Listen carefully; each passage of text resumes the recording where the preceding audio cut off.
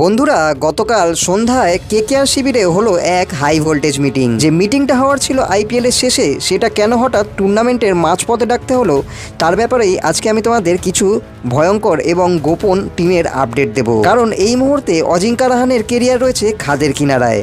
বৈভব অরোরাকে নিয়ে ক্ষুব্ধ রয়েছে ভেঙ্কি মাইসোর। আর সব থেকে বড় চমক হলো শ্রীলঙ্কান ক্রিকেট বোর্ড নাকি কেকেআর এর সাথে প্রতারণা করেছে। তাই সবটা জানার জন্য অবশ্যই ভিডিওটা শেষ পর্যন্ত দেখো, কারণ শেষে রয়েছে তোমাদের জন্য বিশেষ কিছু প্রশ্ন।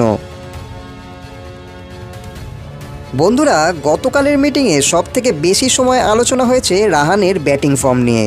ভেঙ্কি মাইসোর এবার সাফ জানিয়ে দিয়েছেন যে কেকেআর একটি পারফর্মিং ব্র্যান্ড এবং এখানে নামের থেকে কাজের গুরুত্ব খুব বেশি।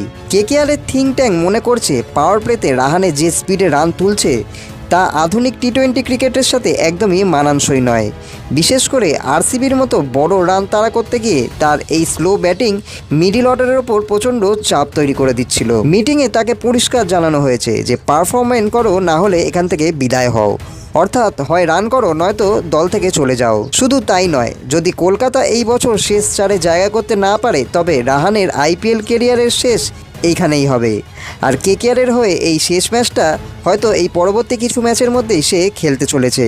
আর তারই স্পষ্ট ইঙ্গিত দিয়ে দিয়েছে এবার তাকে টিম ম্যানেজমেন্ট। তার অভিজ্ঞতার সম্মান থাকলেও দলের স্বার্থে তাকে বাদ দিতে কোনো দ্বিধাবোধ করবে না নাইট টিম ম্যানেজমেন্ট। বন্ধুরা, মিটিংয়ের দ্বিতীয় বড় লক্ষ্য ছিল বোলিং ডিপার্টমেন্ট। আর সেখান থেকে বেশি প্রশ্নের মুখে পড়ে গেছে বৈভব অরোরা।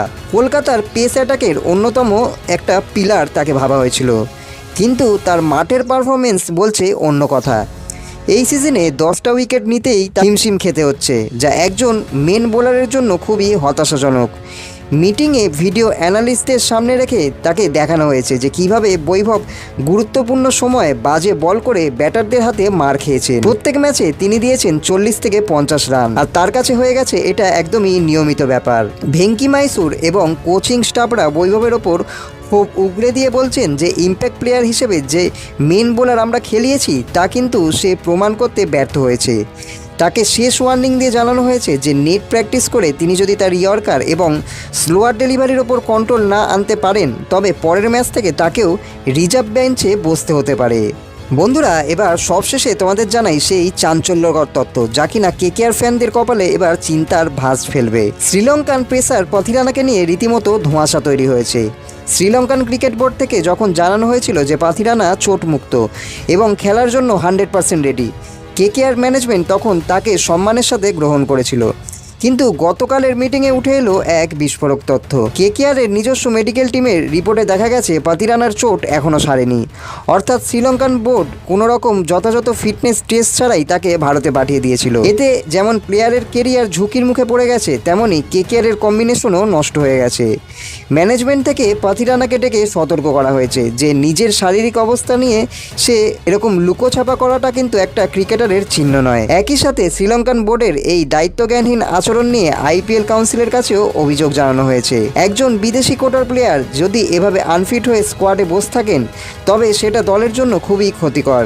তা কালকের মিটিংয়ে তাকে চড়া ভাষায় বোঝানো হয়েছে।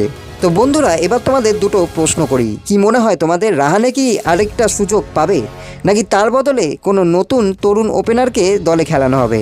আর পাথিরানার চোটের দায় কি সত্যি শ্রীলঙ্কা বোর্ডের? অবশ্যই আপনাদের মতামতগুলো নিচে কমেন্ট বক্সে জানান। আর ভিডিওটি ভালো লেগে থাকলে লাইক করুন এবং সাবস্ক্রাইব করে চ্যানেলের আপডেট পাওয়ার জন্য যুক্ত থাকুন।